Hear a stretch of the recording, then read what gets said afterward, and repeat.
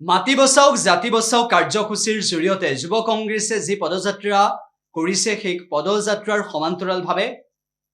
আজি গৌৰৱ গগৈয়ে দবকাত সেই পদযাত্ৰাত অংশ ল'লে। তীব্ৰ সমালোচনা কৰিলে মুখ্যমন্ত্ৰীক, তীব্ৰ সমালোচনা কৰিলে মৌলানা বদৰুদ্দিন আজমলক। মুখ্যমন্ত্ৰী ডক্টৰ হিমন্ত বিশ্ব শৰ্মাই মৌলানা বদৰুদ্দিন আজমলক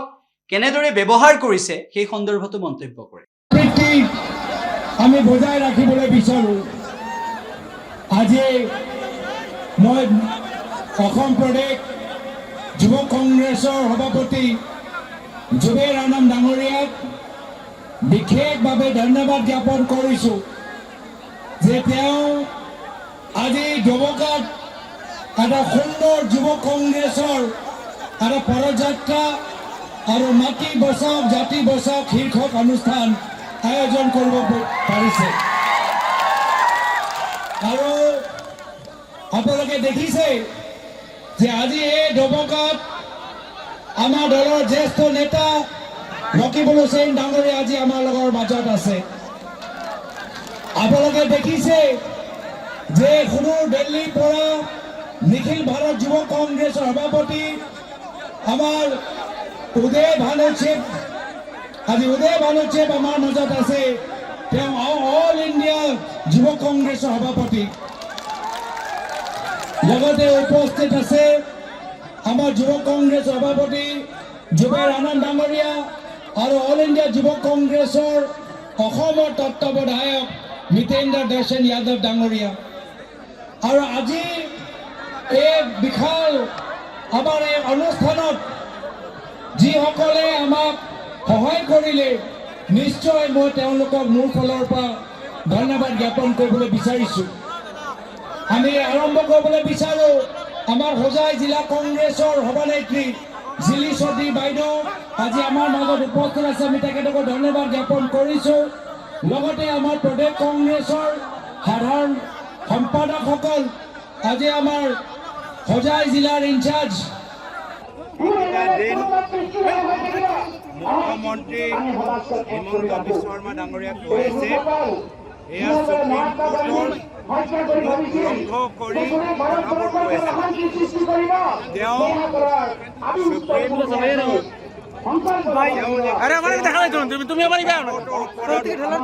সুপ্ৰিম কোৰ্টৰ ৰায় ওপৰত আধাৰিত কিছুমান কথাবোৰ কৈ আছে। সম্পূৰ্ণভাৱে ভুল। তেওঁ যি ধৰণৰ কথাবোৰ কৈছে সুপ্ৰিম কোৰ্টত কেতিয়াও এনেধৰণৰ কথা সুপ্ৰিম কোৰ্টৰ জাজৰ পৰা ওলোৱা নাই। আৰু এতিয়া তেওঁ যে জাপি দিবলৈ বিচাৰে ই নহয়, তেওঁলোকৰ কথা সুপ্ৰিম কোৰ্টৰ জাজৰ ৰায় ওপৰত কথা। মই তেওঁ ভিন্নভাৱে অনুৰোধ কৰিছোঁ যে এনেকুৱা কথা নক'ব যি কথা পিছত গৈ সুপ্ৰিম কোৰ্টৰ কণ্টেম্প নহ'লে অসমৰ মুখ্যমন্ত্ৰীৰ ওপৰত সুপ্ৰিম কোৰ্টৰ কণ্টেম্পৰ কেছ যাব পাৰে। তেওঁ ৰাইজক ভুল বুজাইছে আৰু এতিয়া তেওঁ সুপ্ৰিম কোৰ্টৰ ওপৰতো এটা কণ্টেম্প তেওঁ জাৰি কৰিছে। সুপ্ৰিম কোৰ্টৰ ভুল কথাবোৰ তেওঁ ৰাইজৰ মাজত প্ৰকাশ কৰিছে। তো এয়া হ'ল দুৰ্ভাগ্যজনক কথা। যিজনে অসমৰ গণতান্ত্ৰিক মূল্যক সন্মান নকৰে, অসমৰ জনসাধাৰণৰ বিবেকক সন্মান নকৰে আৰু এতিয়া সুপ্ৰিম কোৰ্টৰ কণ্টেম্প কৰিবলৈ গৈছে, ইয়াতকৈ লজ্জাজনক কথা অসমৰ বাবে আৰু আজি হোজাই জিলাৰ ইনচাৰ্জ হিচাপে আমাৰ সম্পাদক হাইদাৰ আলী ইয়াত উপস্থিত আছে। আৰু কাষত লাগি থকা কাৰ্বি আংলঙৰ পৰা অহা আমাৰ প্ৰদেশ কংগ্ৰেছৰ সাধাৰণ সম্পাদক অশোক তেৰণ ডাঙৰীয়া আমাৰ মাজত উপস্থিত আছে। আৰু প্ৰদেশ কংগ্ৰেছৰ আমাৰ সম্পাদিকা পূৰ্ণিমা ৰংহাংপি আমাৰ মাজত আছে। আৰু উপস্থিত আছে আমাৰ জিলা কংগ্ৰেছৰ আমাৰ নগাঁও জিলা কংগ্ৰেছৰ প্ৰাক্তন সভানেত্ৰী মায়া চক্ৰৱৰ্তী বাইদেউ আজি ইয়াত উপস্থিত আছে। আৰু বিশেষভাৱে আজি প্ৰদেশ কংগ্ৰেছৰ সম্পাদক ৰেহানুদ্দিন যিদৰে আজি এই অনুষ্ঠানত লৈছে আৰু সকলোৱে আমাক সহায় কৰিছে। আমাক সহায় কৰিছে আমাৰ প্ৰদেশ কংগ্ৰেছৰ আমাৰ নগাঁৱৰ পৰা অহা আমাৰ সম্পাদক আমাৰ মৃণাল হাজৰিকাই, মাইনৰিটি চেলৰ সম্পাদক আমাৰ চাহাবুদ্দিনে। এয়া হ'ল আমাৰ কংগ্ৰেছ দল। কংগ্ৰেছ দল কোনো ব্যক্তিৰ দল নহয়, কংগ্ৰেছ দল আমি হাতৰ চিনৰ দল। কংগ্ৰেছ দলে আজি অসমৰ ভিতৰত আৰু ভাৰতৰ ভিতৰত বিশেষভাৱে স্বাধীনতা আনিবলৈ সক্ষম হৈছে আৰু বিশেষকৈ আজি শ্বহীদ দিৱস এই শ্বহীদ দিৱস উপলক্ষে আমি সকলোৱে আজি ইয়াত উপস্থিত হৈ আমি বাপু মহাত্মা গান্ধীৰ প্ৰতি আমি শ্ৰদ্ধাঞ্জলি জ্ঞাপন কৰিছোঁ আৰু মনত ৰাখিব লাগিব যে এই হ'ল কংগ্ৰেছ দলৰ ইতিহাস মহাত্মা গান্ধী এই দল যি মহাত্মা গান্ধীয়ে মনত পেলাব কি যেতিয়া ভাৰত স্বাধীন হ'ল গোটেই ভাৰতৰ স্বাধীনতা সংগ্ৰামীবোৰ গোটেই ভাৰতৰ ৰাজনীতিবিদবোৰ সকলোৱে 15 আগষ্টত তেওঁলোকে আছিলে দিল্লীত আমাৰ ৰাজধানীত কিন্তু দিল্লীত ৰাজধানীত গোটেইবোৰ আমাৰ ইতিহাসৰ আমাৰ ডাঙৰ ডাঙৰ স্বাধীনতা সংগ্ৰামী দিল্লীত থাকিলেও এজন ব্যক্তি দিল্লীত নাছিল সেইজন ব্যক্তি কোন সেইজন ব্যক্তি আছিলে মহাত্মা গান্ধী দিল্লীত কিয় নাছিল ৰাজধানীত কিয় নাছিল কিয় কি তেওঁৰ এটা কৰ্তব্য আছিলে শান্তি আৰু সম্প্ৰীতিৰ প্ৰতি আৰু সেই সময়ত তেওঁ আছিলে কলিকতাত পশ্চিম বংগত যি সময়ত হিন্দু মুছলমানৰ মাজৰ সংঘাত চলি আছিল সেই সময়ত মহাত্মা গান্ধী একমাত্ৰ এগৰাকী ব্যক্তি যি পশ্চিম বংগত গৈ হিন্দু মুছলিম কাজিয়া শেষ কৰিবলৈ সক্ষম হ'ল আৰু শান্তি ঘূৰাই আনিব পাৰিলে এইখিনি কথা আজি আমি কিয় ক'বলৈ আৰু আমি বাধ্য হৈছোঁ কি পুনৰবাৰ আমাৰ লোকৰ মাজত হৈছে হিংসাৰ ৰাজনীতি পুনৰবাৰ আজি ব্ৰিটিছৰ ডিভাইড এণ্ড ৰুল পলিচি আজি বৰ্তমানৰ বিজেপি নেতৃত্বে অনুকৰণ কৰিছিল যিদৰে ইতিহাসত ব্ৰিটিছে আমাৰ লোকৰ মাজত ধৰ্ম নামত বিভাজন কৰিবলৈ বিচাৰিছিল আজি আকৌ বৰ্তমানত হিমন্ত বিশ্ব শৰ্মা ডাঙৰীয়া আধুনিক ব্ৰিটিছ দৰে আমাৰ মাজত বিভাজন আনিবলৈ চেষ্টা কৰিছে সেইকাৰণে আজি কংগ্ৰেছ দলৰ প্ৰয়োজন একমাত্ৰ কংগ্ৰেছ দল অসমৰ ভিতৰত থাকিলে আমি অসমৰ ভিতৰত শান্তি ঘূৰাই আনিব পাৰিম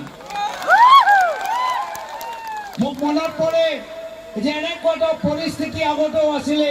2001 চনত আজিৰ পৰা প্ৰায় 25 বছৰ আগত সেই সময়ত কেন্দ্ৰত বিজেপি চৰকাৰ ৰাজ্যত অগপৰ চৰকাৰ সেই সময়তো চাৰিওফালে অশান্তি সন্ধিয়া কোনো ঘৰৰ পৰা ওলাই যাব নোৱাৰে